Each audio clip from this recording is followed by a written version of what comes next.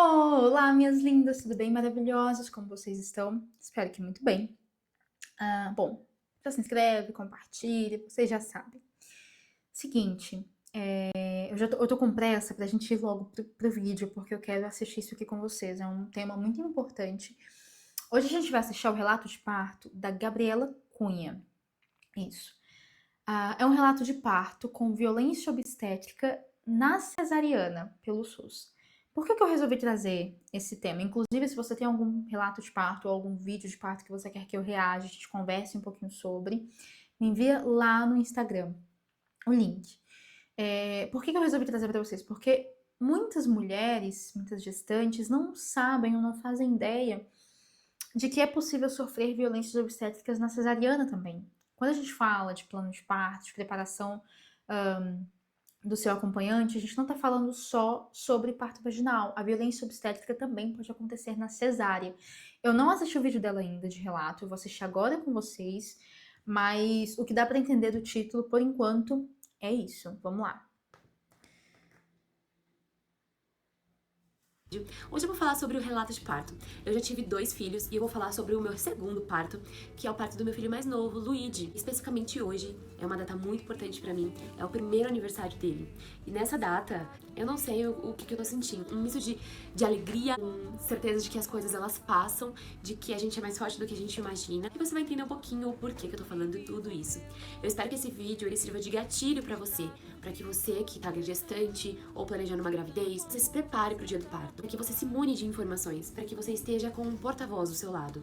Meu filho mais velho tinha apenas 1 ano e 2 meses quando eu soube a gestação do Luigi, mas foi uma gestação muito querida, foi uma gestação que a gente esperou muito. Não foi planejada, mas desde o momento que a gente soube ali que o Luigi viria, a gente se tornou muito mais feliz e ansiávamos por ele chegar na nossa vida. Sempre senti que seria um outro menino.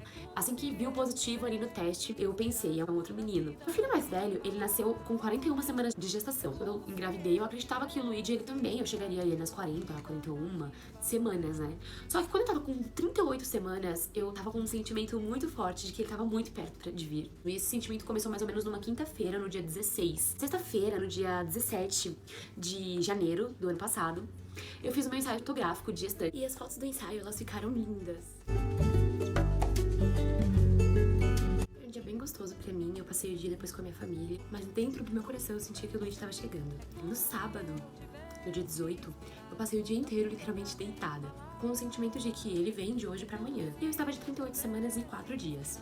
E aí aquele dia inteiro eu passei me preparando literalmente pro meu parto. Eu curti bastante o Sassai, o Amonjum. Umas 7 horas da noite eu subi pra tomar um banho. E esse foi um momento que eu nunca vou esquecer, que eu me despedi da minha barriga, eu falei bastante com o Luigi, disse que ele poderia vir. Eu sinto que ali nós tivemos uma conexão muito forte, sabe? Eu e ele.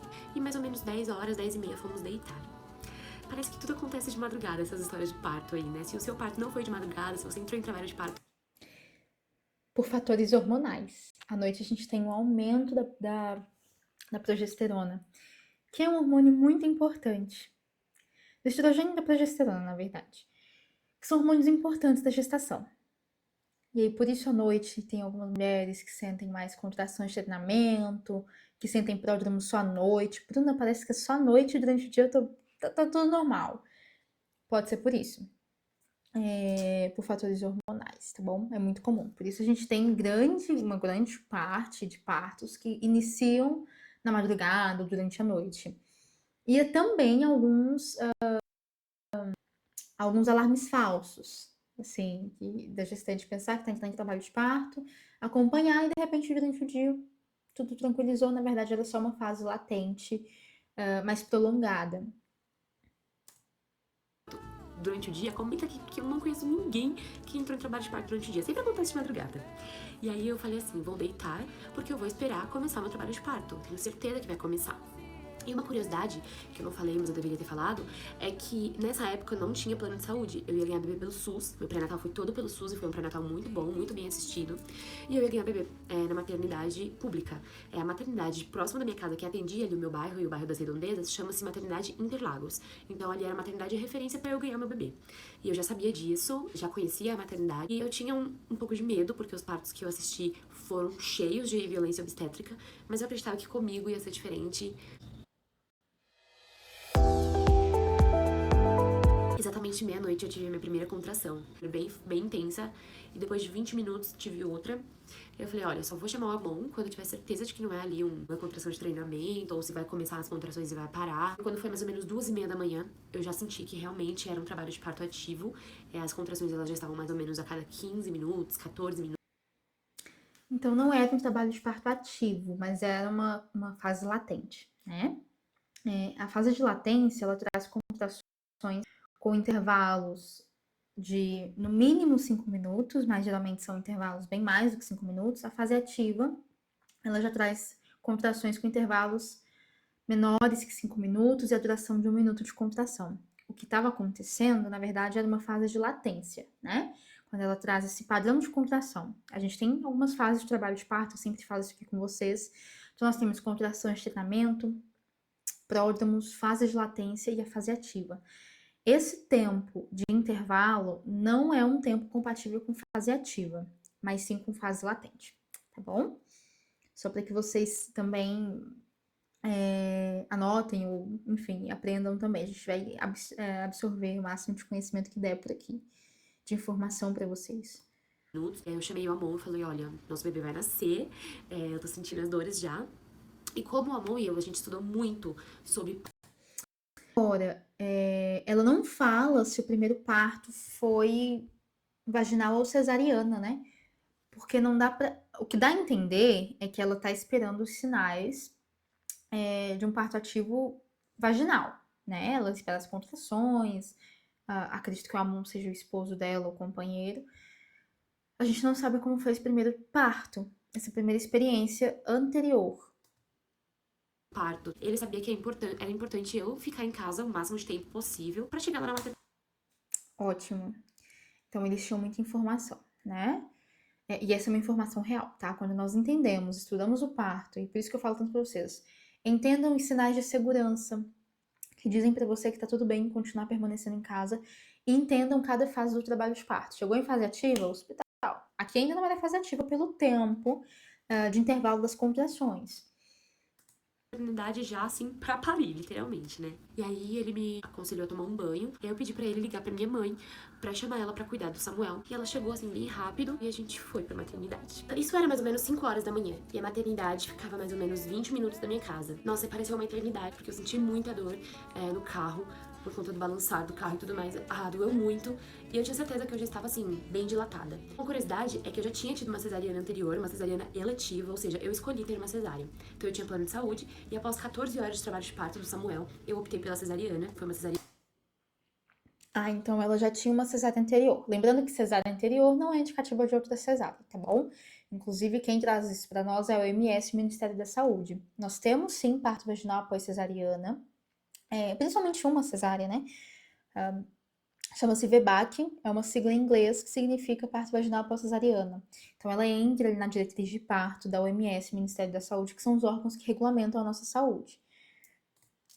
Era muito respeitosa e eu não me arrependo da cesariana que eu tive, porém eu sabia que a possibilidade de acontecer uma cesariana no SUS é bem difícil, e até mesmo por conta da saúde da mãe e do bebê a gente já sabe que o parto normal é a via mais segura. Mas óbvio que eu sei que todas as mulheres têm corpos diferentes e é isso que precisa ser respeitado, que não se compreende totalmente ainda no âmbito hospitalar, isso, né, de que somos diferentes, temos corpos diferentes e suportamos dores e intensidades diferentes, né? Quando a gente chegou na maternidade mais ou menos 5h30 da manhã, a maternidade estava vazia, gente, não tinha ninguém.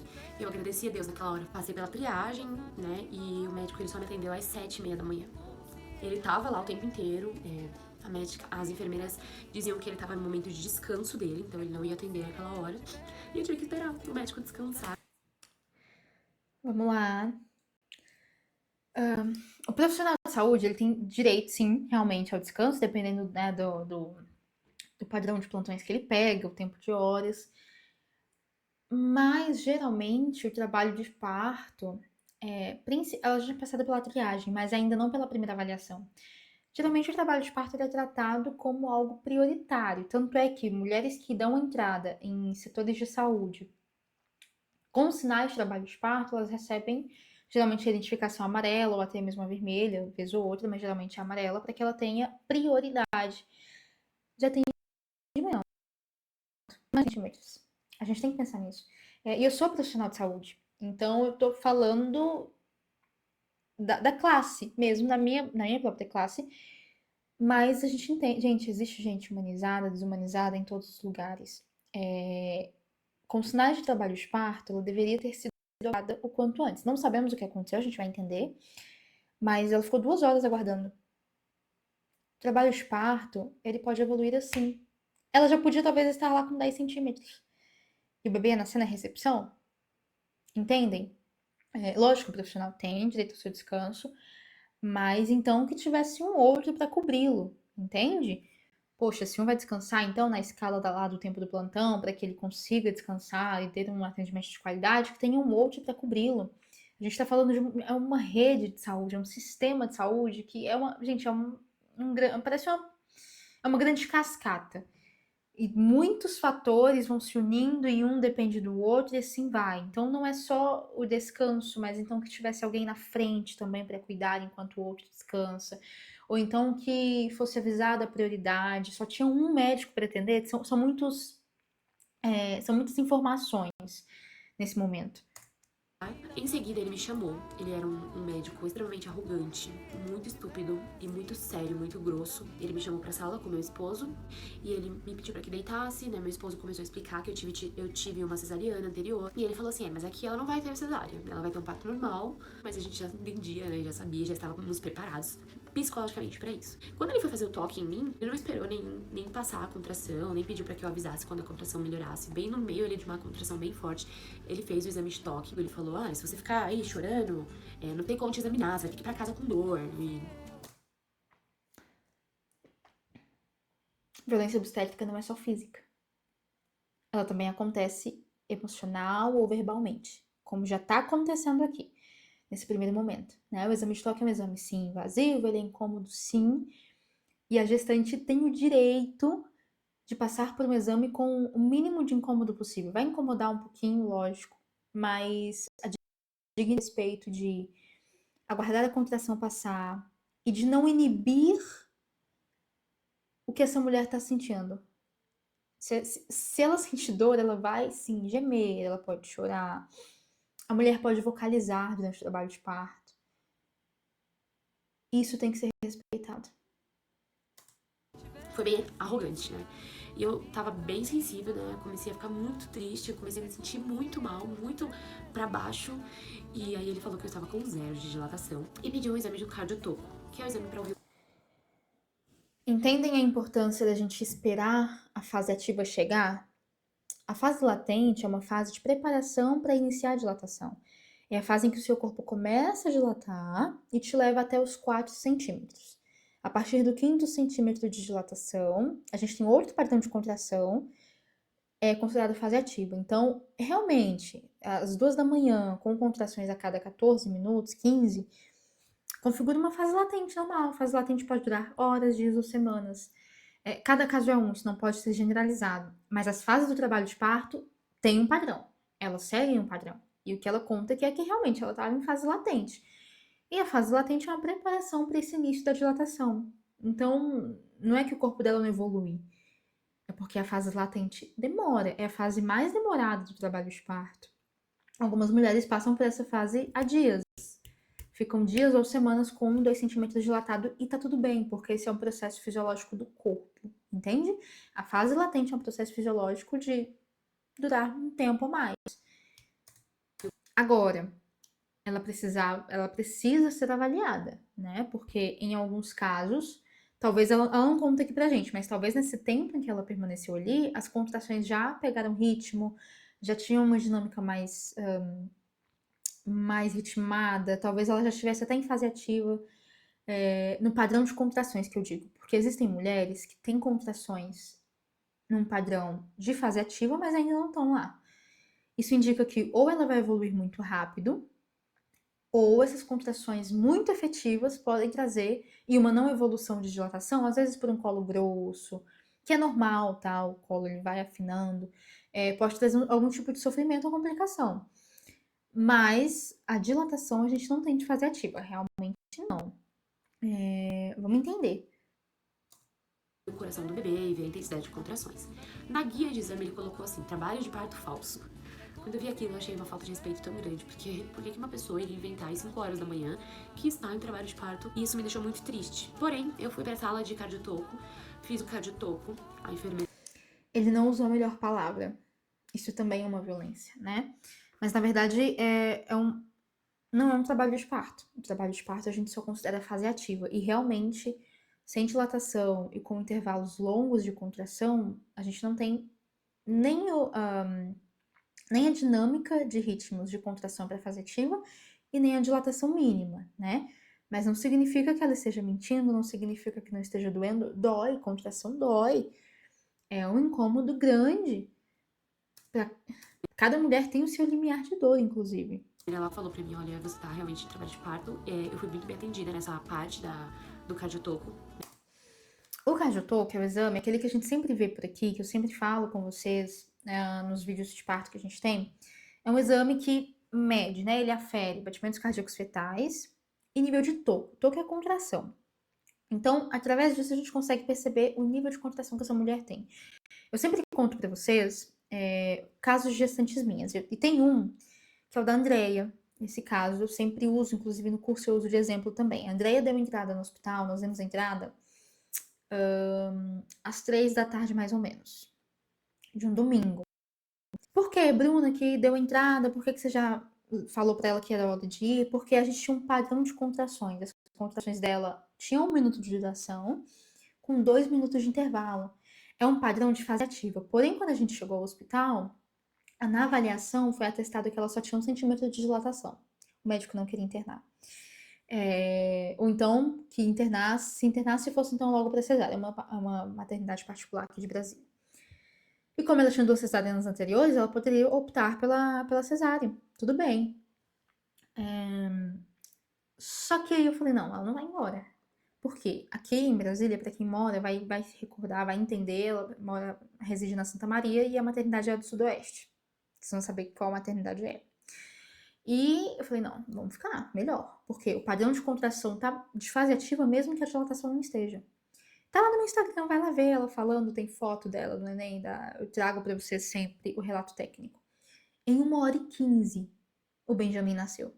1h15.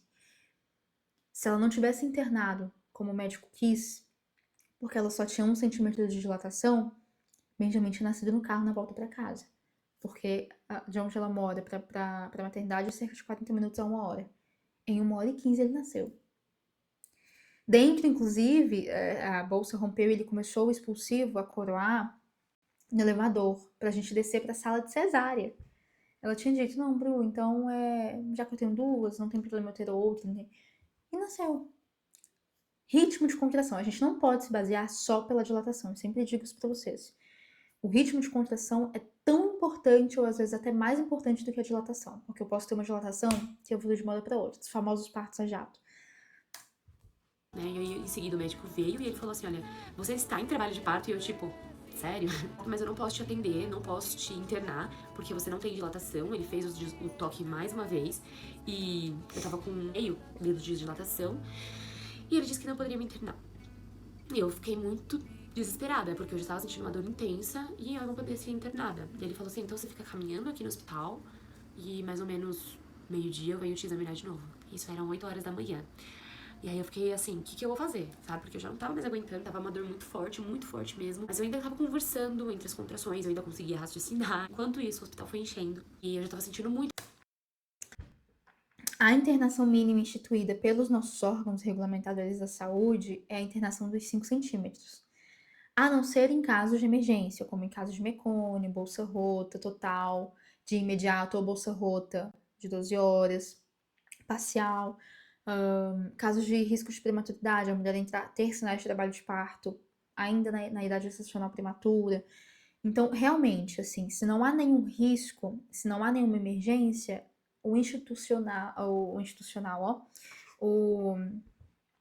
a orientação que a gente tem, a preconização, é para que a internação aconteça do parto vaginal só em fase ativa de parto. Só que realmente as dores dela estavam muito intensas. A gente não sabe porque ela não cita o ritmo de contração, porque às vezes a gente tem contrações muito efetivas, um colo que ainda tá grosso, por isso eu falo para vocês da importância de afinar colo.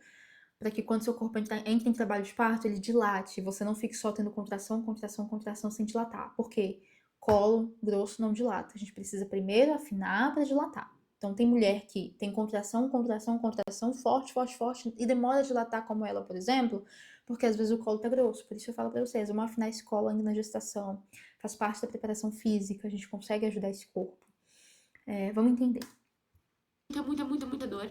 Eram 11 horas da manhã e tava ficando insuportável já. Ele me chamou pra sala pra me examinar mais uma vez e eu tava com 1 de dilatação.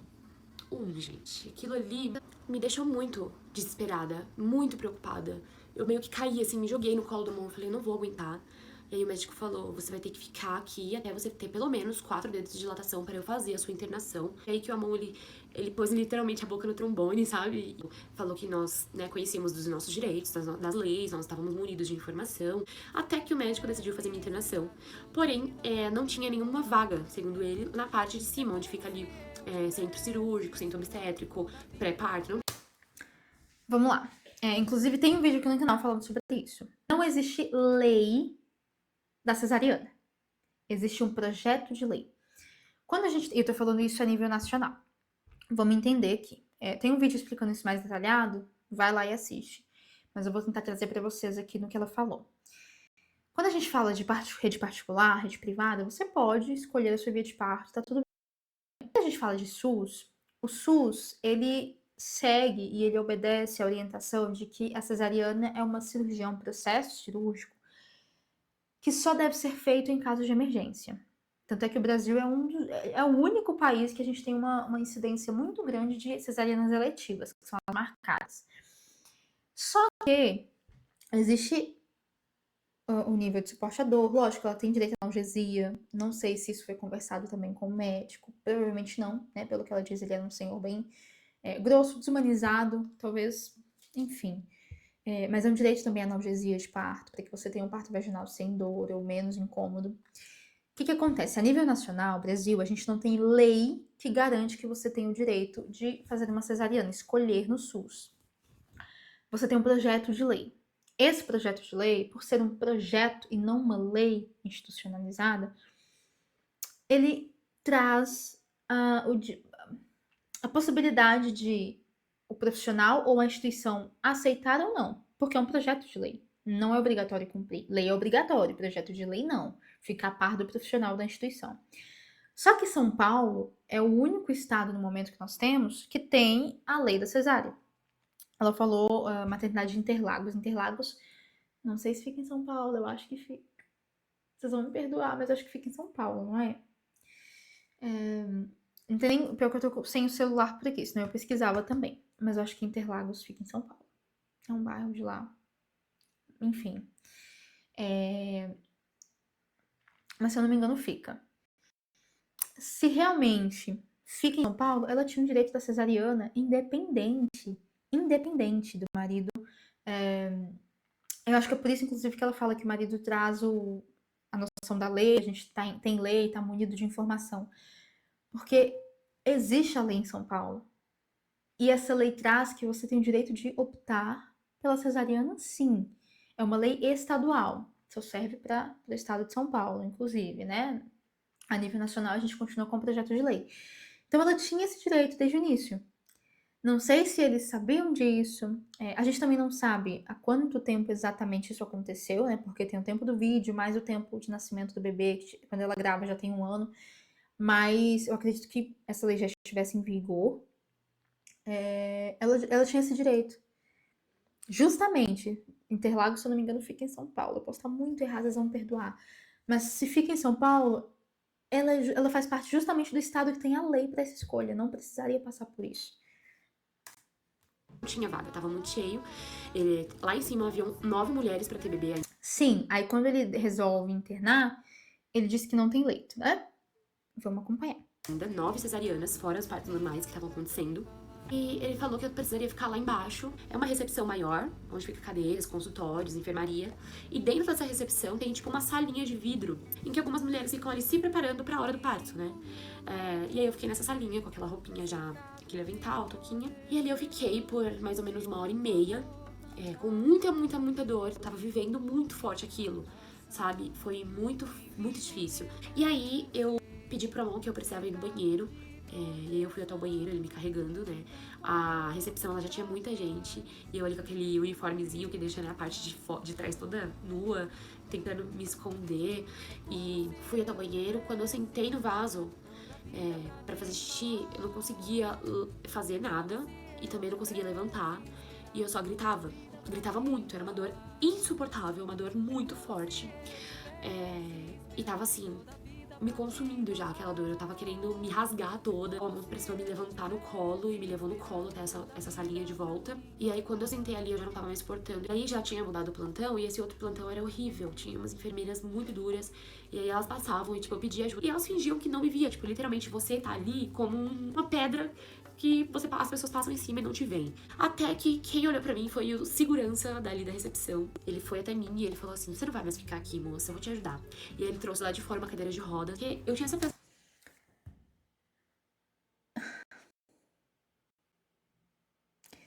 Sem palavras. Sem palavras, gente, eu não tenho palavras. Como eu sempre digo aqui pra vocês, a violência obstétrica, ou até a negligência médica, ela pode se mostrar de diversas formas. Não acontece só lá na hora do parto. É o que eu sempre digo para vocês, ela pode acontecer no pré-parto, como aqui, durante o parto, né, intraparto, pós-parto e até durante o seu período de internação. Você pode ser submetido a violências e negligências. E olhem só, de onde a gente esperava humanização, só veio desumanização, inclusive trocou o plantão e isso não melhorou. E de onde nós não esperávamos, veio a humanização. Um ser humano que olhou, teve empatia e disse: não, eu vou te ajudar. Que não faz parte da equipe, mas a situação dela devia estar tão, realmente, tão complicada, tão difícil, que alguém de fora observou. E muita gente devia estar observando. Como ela disse, as pessoas passavam por ela, da equipe, né, de saúde. E é uma maternidade, ela não fala hospital. E tem uma diferença. Muito provavelmente, por ser ela está falando de maternidade, eu creio que o hospital inteiro, ali, a rede toda é uma maternidade. É um local instituído só para cuidar de parto, de gestante. Então não tem nem como dizer, Bruna, mas talvez a enfermeira que passasse ali é uma enfermeira que não faz parte do centro obstétrico, não especializou nessa área. Ah, mas o médico que passava ali talvez não entendesse, porque talvez fosse de outra emergência. Não é um hospital que tem um centro obstétrico, ela fala a todo momento maternidade. Então, muito provavelmente é uma maternidade, ou seja, é um local, é um centro de saúde só para parto, só para gestante. Então, todo profissional que estava ali, provavelmente, era habilitado para cuidar e entender uma gestante em trabalho de parto com dor intensa, né? Não tem como dizer que não sabia, ou não entendia, ou achava que era normal, né? Se bem que a dor, ela faz parte do trabalho de parto, sim. A pessoa tem o seu limiar também, né? Pelo menos, se a cesárea, em muitos lugares, existem, por exemplo, poucas salas de cesariana, ou tem muitas, mas aí tem. Cada cesárea ela precisa de 2 profissionais. Médicos, né? Os 2 obstetras, mais os circulantes de sala, os enfermeiros, auxiliares. Então é muita gente. E às vezes tem um hospital, uma maternidade que tem muitas salas de cesárea, mas tem 2, 3 equipes completas. É difícil às vezes ter 2 médicos. Imagina ter 4 médicos, cada 2 ali para uma cirurgia. Então, às vezes, existe uma demanda grande. Porque tem as cesarianas aí de emergência, tem as cesarianas que acabaram de chegar, de uma gestante que precisa, tem aquelas que, se for realmente São Paulo, aquelas que já tinham uma orientação do posto, uma indicação, um encaminhamento. Então, se já sabem que vai demorar, o que ela poderia ter recebido nesse momento é uma medicação para dor. Entendeu? Não precisava nem ser uma analgesia, mas até porque o parto não estava ativo, então a gente não sabe muito como estavam essas contrações, mas uma medicação para dor mesmo. Algo que a ajudasse. Talvez, gente, qualquer coisa. Para tornar esse processo um processo mais suportável. Se eu posso fazer pelo outro e não faço, eu tô fazendo errado, eu tô na profissão errada.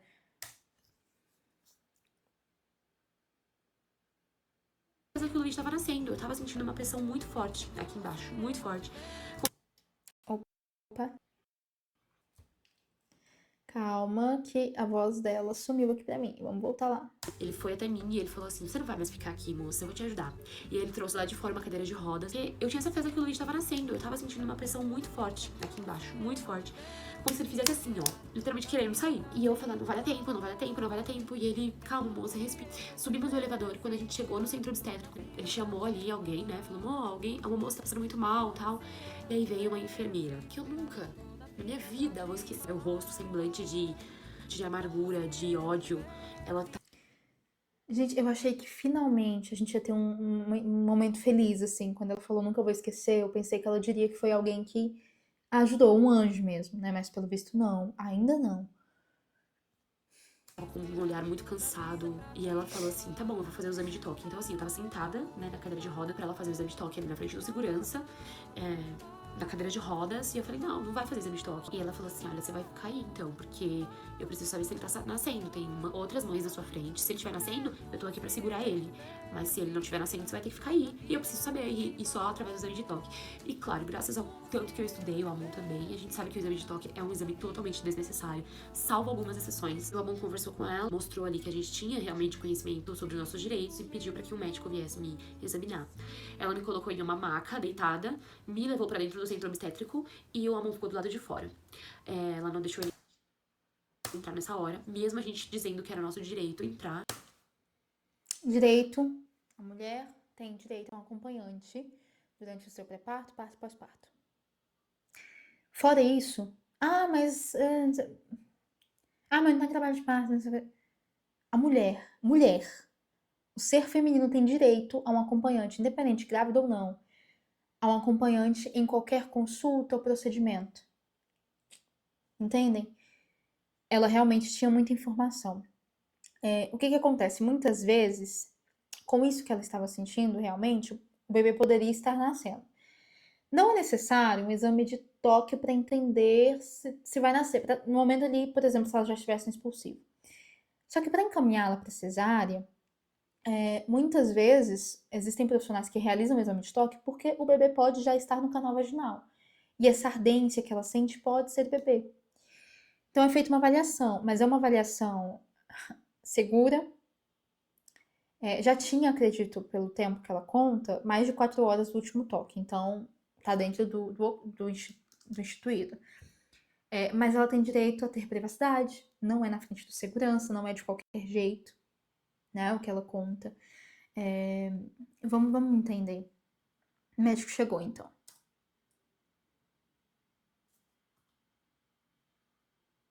Ficou do lado de fora.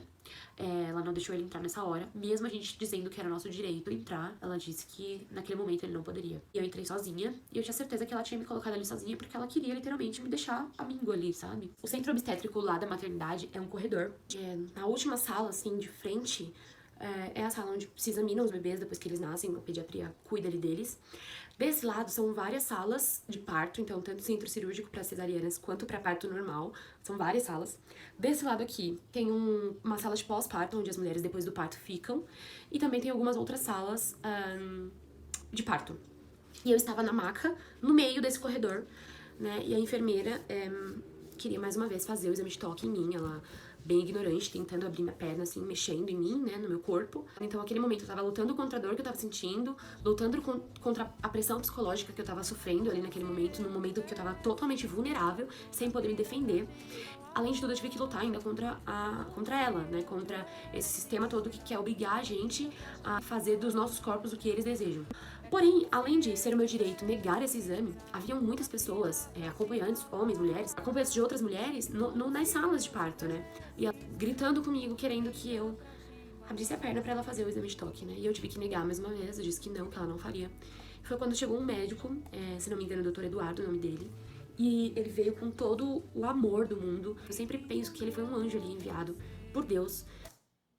Finalmente, a gente tem alguém aí nesse mundo, nesse meio, humanizado. Pra me acalmar naquele momento. Ele me explicou a importância do exame de toque naquela hora. Ele pediu pra que todas as pessoas entrassem na sala, né, sem que eu pedisse. Ele disse: gente, vocês podem, por favor, entrar nas salas porque eu vou examiná-la. Ele fez o exame de toque e eu estava com 2 de dilatação. Isso era 1h30, mais ou menos. A fase latente realmente demora bastante, né? Porém, algumas mulheres podem sentir dores, incômodos mais do que outras, realmente. Mas o tempo dessa evolução é assim mesmo. A fase latente ela é longa, só que ela já estava com muita dor, né? E pelo visto as dores intensas uma atrás da outra. É um incômodo que ninguém precisa passar, né?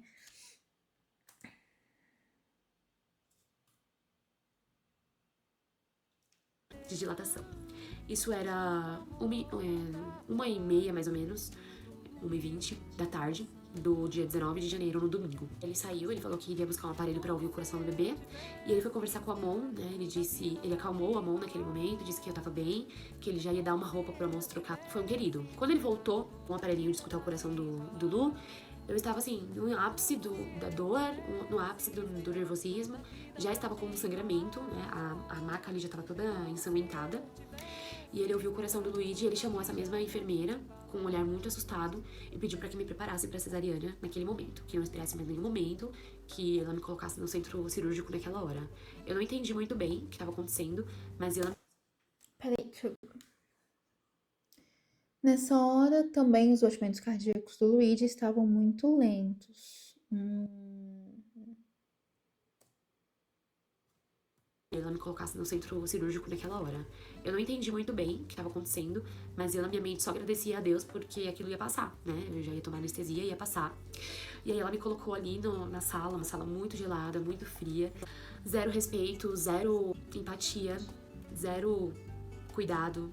Ninguém ali conseguia entender que eu estava no momento mais especial da minha vida. As pessoas ali pareciam que estavam vendo você como mais um número. Quantos e quantos partos eles fazem por dia? Eu não desejava ter um tratamento especial, mas pelo menos um tratamento humano, sabe? Ver que era uma pessoa que estava nascendo, chegando... É uma dignidade, né? Porque é uma vida chegando. É uma mulher. Gente, esse momento tem que ser lindo, tem que ser mágico, tem que ser único. E muitas vezes ele se torna um momento difícil, como o dela, por exemplo. Deveria ser algo lindo, incrível, aquela expectativa para conhecer o Luigi. E a desumanização mata momentos como esse, né?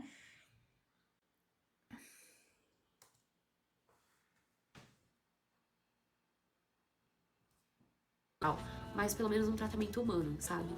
Ver que era uma pessoa que estava nascendo, chegando ao mundo, e que era outra que ali estava doando seu corpo para que outra pudesse vir.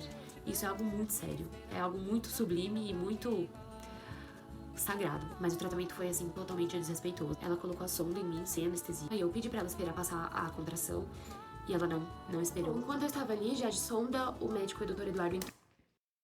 Sonda.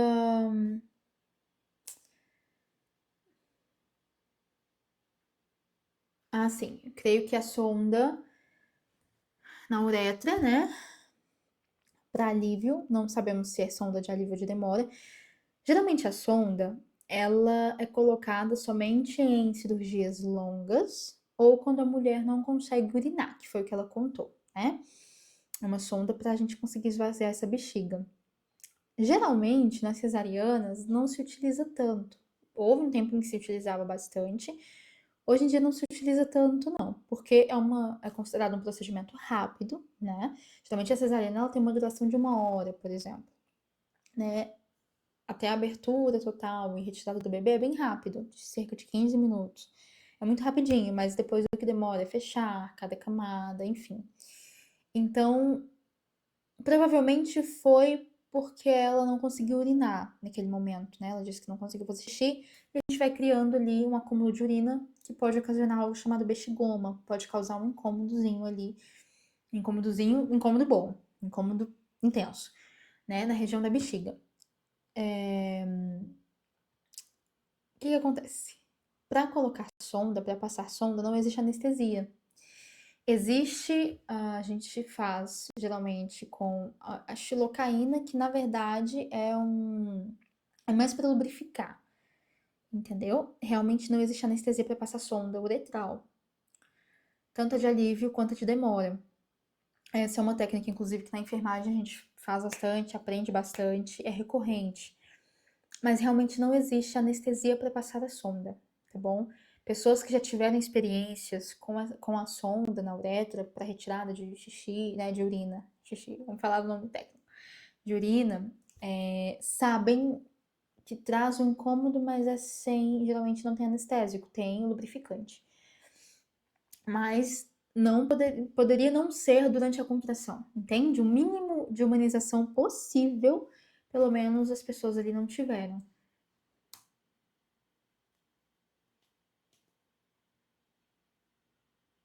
Ele perguntou qual era o tipo de música que eu gostava, e eu disse que eu gostava muito de Nando Reis, e ele colocou pra tocar a playlist do Nando Reis, e ele disse assim, o Luigi vai nascer ao som de Nando Reis, vai gostar de música boa. E ele me explicou quais seriam os próximos procedimentos, entrou o anestesista, que precisou me dar 4 anestesias, porque as anestesias não estavam pegando, e isso fez com que eu ficasse muito dopada. Eu não me lembro do Amon entrando na sala, ele esteve, mas eu não me lembro, eu não me lembro de quase nada. Eu lembro deles falarem que estavam começando o procedimento, a cirurgia, e eu me lembro de ouvir o choro do Luigi. É o primeiro chorinho dele, eu ouvi, mas eu não lembro da carinha dele, eu não me lembro do cheirinho dele. A gente tirou uma foto, né? Mas eu também não me lembro de ter tirado essa foto. Eu sou uma pessoa Depois que o Amon saiu da sala, ele foi acompanhar o Luigi nos procedimentos. Eu fiquei ali sozinha mais uma vez. E foi nesse momento que os médicos eles começaram a falar vários assuntos bem aleatórios, falarem sobre palavrão, falarem que saíram com mulheres na noite anterior, que beberam, falar muita besteira. Depois que eles saíram da sala de novo, eu fiquei com aquela enfermeira do início, mexendo nas coisas, fazendo barulho, como se estivesse nervosa. Imagino eu que muito cansada. E eu perguntei pra ela quanto tempo a anestesia durava. E ela falou, você é muito chata. Você é muito chata. Você tava implorando anestesia, agora você quer que passe. Você devia ficar anestesiada por dias. E nossa, como aquilo me doeu. Mas eu estava tão vulnerável, tão abalada psicologicamente, que eu não disse nada. Aí eu fui encaminhada para... Gente,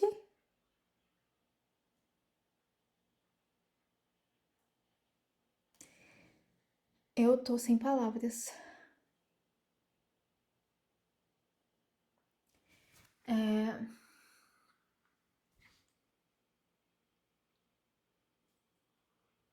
sala de pós-parto. E ali eu fiquei mais ou menos 3 horas e ainda não tinha visto o Luigi. Ele estava no bercinho, no final do corredor ali. Eu conseguia ver o bercinho, mas não conseguia ver o Luigi mesmo. Tinham outros bebês também. Depois que a anestesia começou a passar, elas me trouxeram o Lu. Foi a hora que eu lembrei de ter visto ele. Cheirei ele, consegui amamentar ele. E aí elas me colocaram... Bom, eu tava deitada na maca, né, reta. E elas enrolaram ele e colocaram ele nos meus pés. E começaram a me levar. Em determinado momento, isso era pra eu ir pro quarto. A enfermeira que estava me levando me deixou no corredor. E eu fiquei por 2 horas ali naquele corredor, passando várias pessoas. Eu não entendia por que eu tava ali. Não sei se era pra desocupar quarto, mas eu fiquei praticamente 2 horas ali. Até que passou uma pessoa que não era paciente, mas era acompanhante de um paciente. E eu perguntei, moça, o meu bebê tá coberto? Porque eu tava sentindo frio, provavelmente anestesia passando, né? E aí ela disse que meu bebê não tava coberto, que tipo do peitinho pra cima ele não tava coberto. E aí eu pedi pra que ela cobrisse ele, porque eu tava com frio, imaginei que ele também estava. A gente foi pro quarto, minha família chegou, o amor tinha ido ver. Mas ela ficou sem o acompanhante, sem o esposo. Foi isso mesmo? Também não pode. Eu acho que ela ficou, né? Senão ela não teria perguntado pra outra pessoa. Ele tava ali com ela. Será que retiraram de novo esse direito de ter o acompanhante?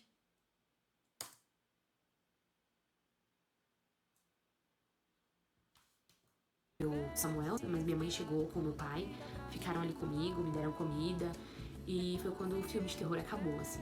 A internação foi tranquila, as médicas dos plantões foram muito atenciosas comigo. E o Luigi só nos trouxe alegria, né? Hoje, um ano depois, eu consigo pensar que tudo a gente consegue superar. O parto do Luigi, ele me trouxe muita força, ele me trouxe autoconhecimento, sabe? Eu consegui chegar num lugar onde eu nunca havia chego. E eu li muito sobre violência obstétrica. Eu sei que a violência obstétrica existe, mas eu nunca tinha imaginado o quanto a violência obstétrica ela consegue afetar negativamente a mente de uma mulher. E hoje o meu maior medo de engravidar de novo é de precisar passar de novo por um parto. Eu espero que esse vídeo ele tenha se tornado um gatilho pra você se preparar. Bom, minha linda, primeiramente, Gabi,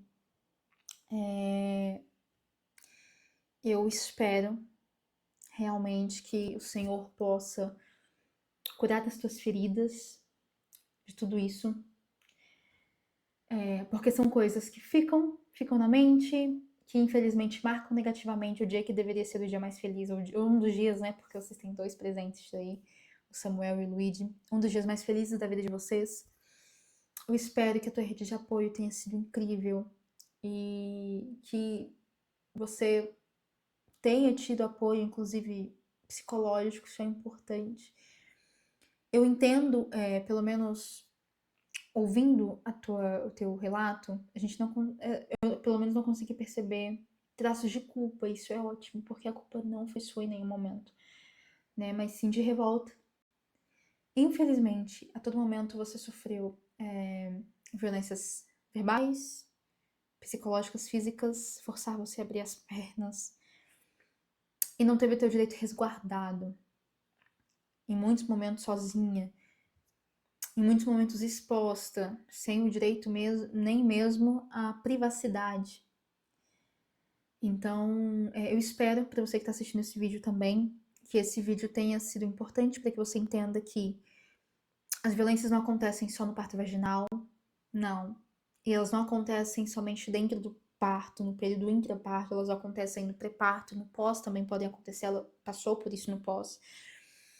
E eu desejo que todas vocês possam ter informação, possam ter profissionais e plantões abençoados e humanizados, porque o que define esse vídeo foi uma fala que ela trouxe agora no final, que foi: eu vivi um filme de terror, né? O filme de terror passou, acabou naquela hora. Inclusive vou colocar como tema, como título desse vídeo, porque é uma frase emblemática. Eu trouxe para vocês verem como as violências obstétricas podem se apresentar. Não é só a episiotomia, não é só a manobra de Christeller, não. É uma fala, é uma falta de atendimento, é uma negligência. No caso aqui da Gabriela, ela não sofreu somente violência obstétrica, ela também sofre negligência médica, tá? Mas isso tem diferença, isso é um outro, talvez um tema de um outro vídeo que eu faça para vocês mais completo explicando. Mas existe diferença e ela viveu os dois, tá? A fala infeliz dessa enfermeira, enfim. Eu só desejo, Gabi, que você se cure, que você seja curada de tudo isso e que isso não te impeça, né? Você disse que pensa até ter um outro filho, mas tem medo de passar por tudo isso, que isso não te impeça de viver o amor de novo, que isso não mate o teu desejo, se houver desejo de ter outro filho, né, em você, o teu esposo, porque pessoas ruins não merecem essa importância, sabe, na tua vida. É possível sim ter um parto humanizado, é possível e pode acontecer de outra forma, não significa que vai ser assim também. Se você tem esse sonho, esse desejo, não deixe que essa desumanização infeliz atrapalhe isso, tá bom? Minhas lindas, um grande beijo a cada uma de vocês e nos vemos em algum próximo vídeo. Tchau, tchau.